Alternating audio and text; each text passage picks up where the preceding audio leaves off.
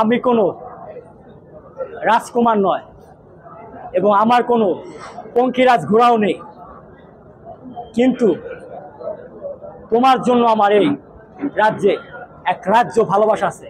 তুমি কি হবে আমার প্রিয়তমা?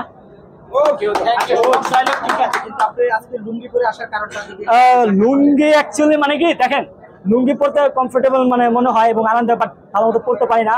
আর আজকে যত ফ্রাইডে, সো জুম্মার দিন, আমি যত একজন মানে ইসলাম ধর্মের মানুষ, মুসলিম, নামাজটা পড়ার চেষ্টা করি, কন্টিনিউ করি না, বাট হচ্ছে জুম্মার নামাজটা খুব একটা মিস দিই না। আর হচ্ছে সবসময় চেষ্টা করি 5 ওয়াক্ত নামাজে পড়ার। এগুলো ভালো কাজ, কারণ যত যাই করি না কেন, সিনেমা দেখি বা যেটার সাথে সম্পৃক্ত হয় না কেন, যত অ্যাজ এ মুসলিম হিসাবে আমার ধার্মিক কিছু কাজ আছে সেগুলো করতে হয়। তো নামাজ পড়ি, আর আমি বেশিরভাগ পাঞ্জাবি পরে থাকি, বাট লুঙ্গি খুব একটা পরা হয় না। কিন্তু আজকে পড়লাম আর কি, মানে ট্রাই করি যে দেখি না যাই, কারণ লুঙ্গি পরার এখানে একটা কারণ আছে। কারণ 2015 সালে সাকিব ভাইয়ের একটা মুভি দেখছিলাম, লাভ ম্যারেজ, যেখানে সাকিব ভাই একবার ঢাকাইয়া মাল পুরাই লজ্জা।